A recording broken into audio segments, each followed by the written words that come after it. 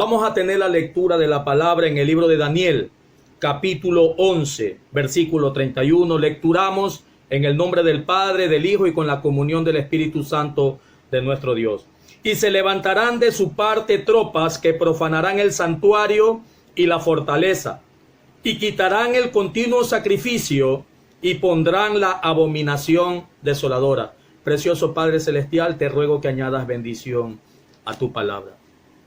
En el año 167 antes de nuestro Señor Jesucristo, se dio cumplimiento a esta profecía dada por el profeta Daniel.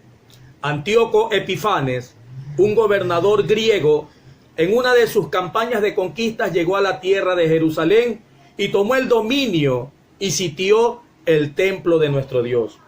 Lo primero que hizo este prototipo de Satanás fue quitar el continuo sacrificio, la ofrenda diaria del altar de Dios.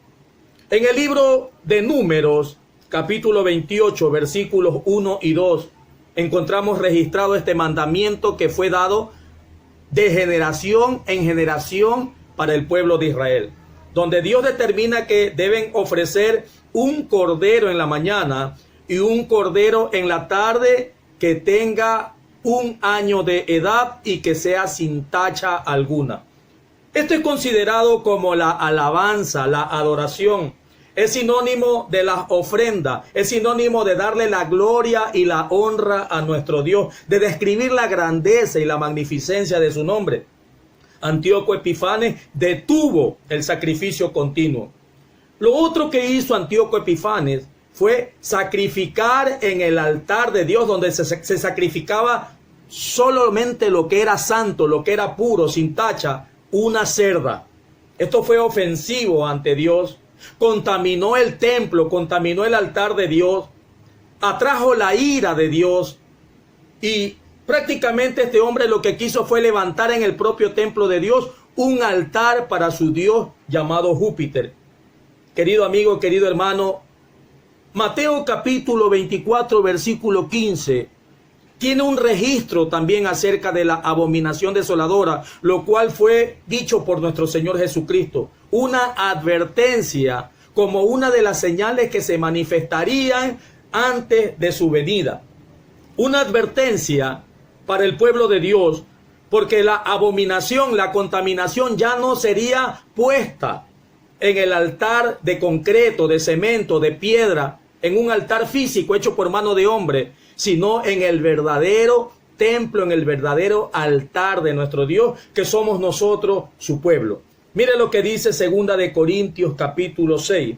Vamos a buscar 2 de Corintios capítulo 6 y vamos a leer el versículo 16, donde Dios dice: ¿y qué acuerdo hay entre el templo de Dios y los ídolos?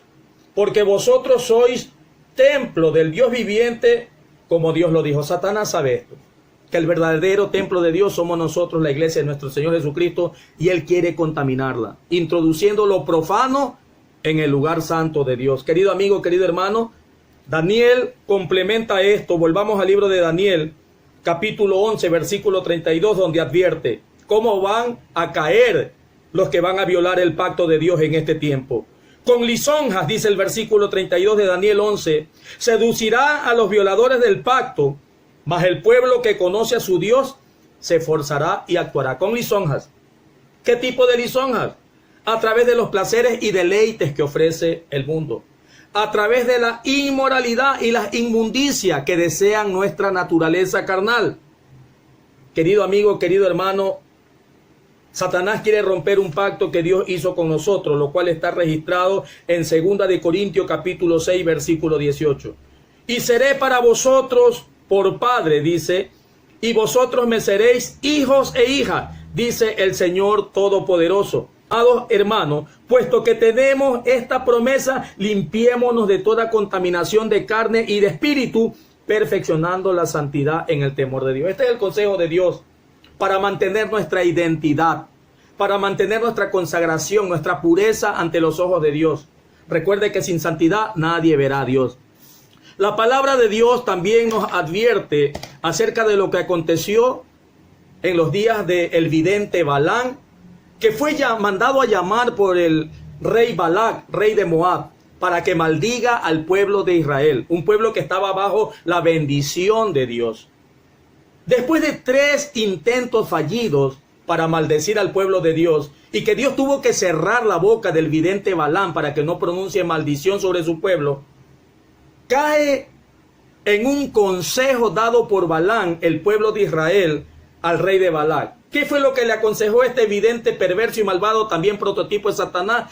Que ordene a las mujeres de Moab que seduzcan al pueblo de Israel a caer en lo que es la fornicación y la idolatría, para que así las misericordias de Dios se aparten de ellos y se rompa el pacto que Dios había hecho con ellos de introducirlos a la tierra prometida que fluía leche y miel, y de esta manera más bien atraer el castigo y la ira de Dios. Usted puede leer esto en Números capítulo 25, del 1 al 9, donde la Biblia registra todo lo que aconteció después que el pueblo cayó en fornicación y en idolatría. Querido amigo, querido hermano, déjeme darle un consejo de parte de Dios.